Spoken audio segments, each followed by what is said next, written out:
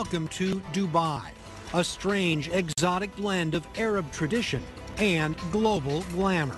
Dubai has historically been a trading capital. Mac McClelland is a business consultant here. For the last over 1,000 years has been the place that traders come to from East Africa, the Indian subcontinent, Iran, and even into Asia, came into the Dubai Creek and did their trading. Today, with its head-spinning luxury and a secretive banking system, Dubai is also a popular spot for the filthy rich. This is the Palm Jumeirah, a man-made island chain so big it is visible from space. Homes on the Palm start at $2 million, reportedly owned by the likes of soccer star David Beckham, Brad Pitt, and Angelina Jolie, and a young boy named Haydar Aliyev. In 2009, when he was 11, Haydar bought not just one home in Dubai, but 9, together worth tens of millions of dollars. His older sisters, who are in their 20s, own a few of their own, according to official records first reported by the Washington Post. They live the high life, the parties, the fashion, the glamour. Quite an achievement since they come from here. Azerbaijan, a former Soviet republic on the shores of the Caspian Sea, where the average worker makes about $420 a month. Those youthful tycoons are the children of this man, the president of Azerbaijan, Ilham Aliyev. He took over in 2003 following the death of his father, whose likeness is still everywhere in the capital city. U.S. diplomats once compared the Aliyevs to the Corleone family from The Godfather. I'm going to make him an offer he can't refuse. According to a State Department cable uncovered by WikiLeaks, Ilham Aliyev is a cross between the calculating Michael on the outside and Sonny on the inside. A volatile mix in a country that on paper has money to burn. That's Yanar Dag, a popular local attraction, a hillside so oozing with oil it is constantly in flames. Azerbaijan boasts 7 billion barrels of proven oil reserves, the 19th largest in the world, and it's home to a 1 million barrel a day oil pipeline. There's so much oil and natural gas that Azerbaijan's economy has tripled in size in the last 10 years. The trade surplus now $12 billion. And all of the revenue goes into a sovereign wealth fund, now approaching $30 billion, all of it controlled by the Aliyev regime. And where there's oil, there are Americans. This is the annual meeting of the U.S.-Azerbaijan Chamber of Commerce, the gala dinner at a converted trading post along the ancient Silk Road. And those are U.S. oil executives enjoying the local hospitality. Prospects of the economy going forward increased its outlook for Azerbaijan from stable to positive. Azerbaijan has big potential. The business sessions of the meeting include presentations on opportunities in Azerbaijan for U.S. businesses. The geography here is being transformed into a real economic asset by virtue of large-scale infrastructure investment.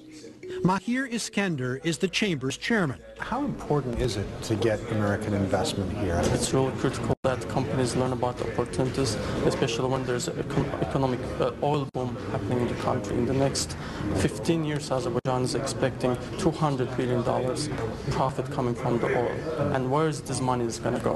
Where the money is going is precisely the issue. Tom Main follows the region for the anti-corruption group Global Witness. It's very upsetting to see where the country is going, because it is a very rich country in terms of its oil and gas, but this wealth isn't going to the people. Living standards in Azerbaijan have slowly improved as the oil and gas industry has grown. And in the heart of the capital, there has been a boom in construction, including new high-rises and this, billed as the world's tallest flagpole until Tajikistan built one 9 feet taller. A more dubious distinction, Azerbaijan ranks 143rd out of 183 countries for corruption, according to Transparency International. Critics say too much of the oil wealth goes to the ruling family and out of the country. Assumed by states are of the greatest importance. Under the law in Azerbaijan, the president cannot hold outside business interests, and his government salary is $280,000 a year. But through a web of offshore companies, we found 11 in Panama alone, the Aliyev family is cleaning up. These are all private residences. Those homes in Dubai are said to be worth $75 million. First Lady Mehriban Aliyeva, who is also a member of parliament but rarely attends, is said to have a penchant for plastic surgery, according to a State Department cable, which notes she appears unable to show the full range of facial expression. First daughter Arzu stars in commercials promoting tourism in Azerbaijan. Her older sister Layla is high society all the way. She's married to a Russian pop star and publishes a fashion magazine. Together, the sisters have major stakes in Azerbaijan's mobile phone and aviation industries. How did Layla Aliyeva, at 25 years old, get to be so rich? We wanted to know. So we caught up with her at a black tie reception at New York's Plaza Hotel. She had come to New York to accept an award for her work with the Children's Cancer and Blood Fund. I want to ask you a little bit about yourself and your accomplishments at, forgive me, a young age. How have you achieved such success at this stage in life? I think the main thing is to have goals. If you have goals, then it's easier to achieve them, of course. It's hard not to escape the contrast between an event like this sort of setting, and some of what we saw in Azerbaijan. And I know that some questions have been raised about where your family's wealth comes from, where your business interests come from, and I wonder if you can shed some light on that. Well, I do some business myself, and also my husband is in retail. But here I'm just representing the culture and everything, so it's not business, it's more. Well, I mean, what would the people of Azerbaijan think about an event so opulent? I hope that they're proud that I'm receiving it, because, as I said, I'm not receiving it for myself, but for the whole generation of young people of Azerbaijan. The people are very happy. Her handlers politely cut the interview short and kept our cameras at a distance. No, you can't take a picture of that. Ayman Milli is one member of Layla Aliyeva's generation of young people. He is not particularly proud of his country's ruling family. I didn't want to stay silent. I want to live in a country where there is a rule of law, which is democratic. Some of his protests have been lighthearted, like this video poking fun at President Aliyev after local media reported he imported 2 donkeys from Germany for $80,000, or about 16 years' income for the average citizen. That same year, Milli stood in front of the UN to protest a decision to scrap presidential term limits. Then he prepared to return home to Azerbaijan. Many people, after I did that protest and after I made speech at Columbia University, they were warning me, don't come back to Baku because, something can happen with you. I didn't listen to them. That's when he learned the consequences of speaking out. We were with my friends in a restaurant, and 2 sportsmen that just came and started to beat us up. There was no fight. There was just attack. But when he went to police to report the incident, he was arrested for hooliganism. He spent 17 months in jail. Did I do something wrong? Is there anything I regret about? And my answer was no, there is nothing I regret about.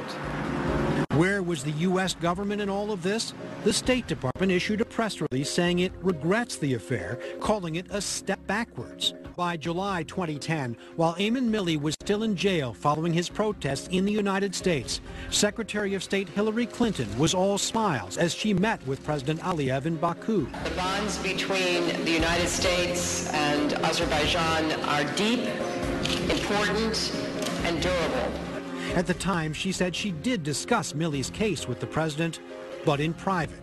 In that WikiLeaks cable that compared the Aliyevs to the Corleones, a U.S. diplomat called the relationship with Azerbaijan a choice between U.S. interests and U.S. values. We found U.S. interests in the form of all that oil have frequently won out. At that U.S.-Azerbaijan Chamber of Commerce meeting, we wanted to ask President Aliyev about human rights, about oil, and about his family's wealth. But the president canceled his planned keynote speech. Instead, we spoke to the finance minister, Samir Sharifov. Is enough of the growth in the economy getting to the people, improving their our standards. Yes, it does. It certainly does. Would you say this is a personal commitment on the president's part? President Aliyev announced several times that he doesn't want to have any poverty in Azerbaijan. And this is the policy which is implemented. But for the unconnected here, a mansion in Dubai is still far out of reach.